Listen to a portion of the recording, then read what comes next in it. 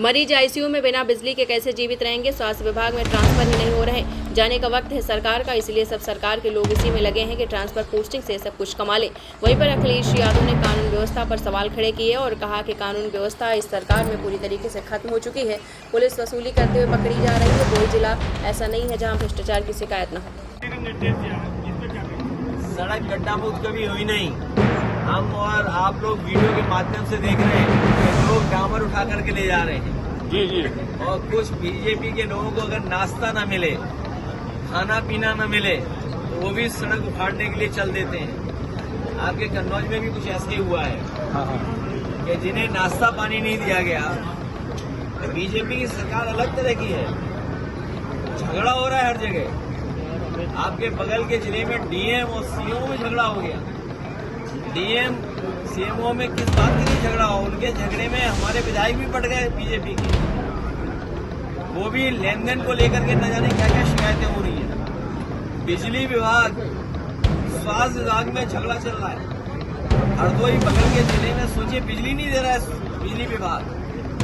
Medical college में लोग पंखे से रह रहे हैं। सोचिए आप, मरीज आईसीयू में बिना बिजली के कैसे जीवित रहेंगे?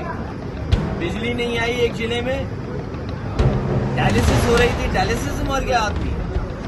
सोचिए, आम आदमी गरीब डायलिसिस के लिए गया और बिजली ना मिले और जिंदा मर गया। सोचिए, जान बचाने के लिए इलाज चल रहा था, बिजली विभाग में बिजली नहीं दी, जान चली गई।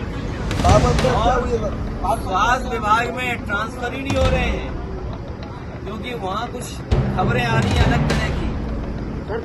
वहाँ पर डायरेक्टर भाग गया और ये जो हमारा साथी कहना है, क्योंकि कारोबार और काम तो किया नहीं।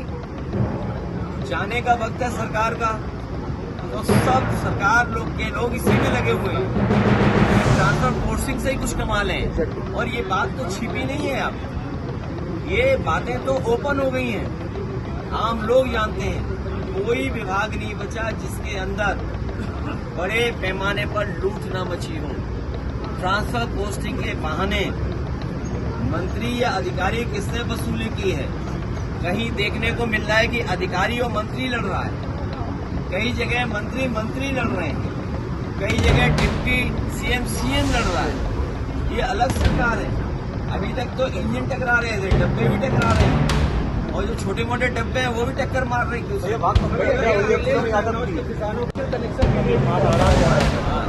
समाजवादी सरकार आएगी। अभी तो सरकार से डिमांड करेंगे कि जितने भी लोग कारोबार से जुड़े और जो उपभोक्ता है, कस्टमर है, उनकी सुविधा के लिए सरकार फैसला ले। और सरकार बनने पर बड़े पैमाने पर सहूलियत दी जाएगी।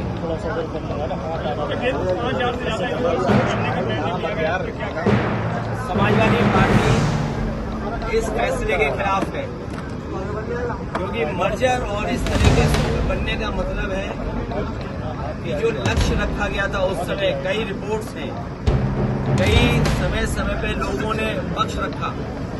जो मिड डे मील की स्कीम इसलिए लागू हुई थी कि अधिक से अधिक बच्चे पढ़ने आए स्कूल में और प्राइमरी स्कूल में पढ़े जाकर के, घर से बहुत दूर उन्हें जाना ना पड़े। और अगर घर से दूर होगा तो सरकार के पास क्या इंतजाम है पब्लिक ट्रांसपोर्ट का, कि बच्चे कैसे पहुंचेंगे और खासकर हमारी बेटियां कैसे पहुंचेंगी। हमारी बहनें, हमारी बेटियों के लिए वहां तक जाना, सरकार के पास क्या पब्लिक ट्रांसपोर्ट सिस्टम होगा? सरकार क्योंकि नौकरी नहीं देना चाहती है, इसीलिए स्कूलों को कम करना चाहती है। नौकरी का मतलब सरकारी नौकरी, और सरकारी नौकरी न देने का मतलब है आरक्षण को छीन लेना। इसलिए जानबूझ करके सरकार ये करती है।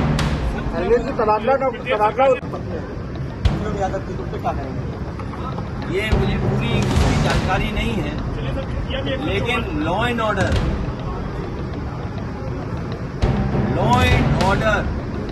कानून व्यवस्था इस सरकार में पूरी खत्म हो चुकी है। कोई सोचिए एफआईआर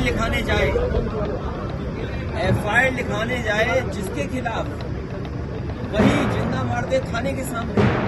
पुलिस को पकड़ रही, पुलिस वसूली करते हुए पकड़ी जा रही हो।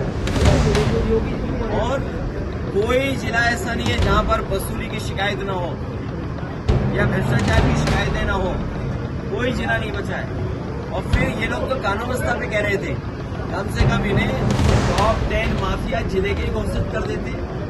पूरे प्रदेश के तो घोषित किए नहीं इन्होंने।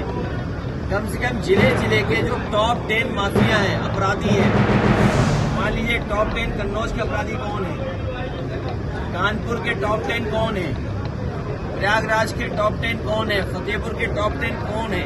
कौशाम्बी का चलो ना दिखाओ, बताओ, क्योंकि कौशाम्बी वाले ने तो केस वापस ले लिया, सरकार ने केस वापस ले लिए, शायद टॉप 10 में ना आए हम लोग।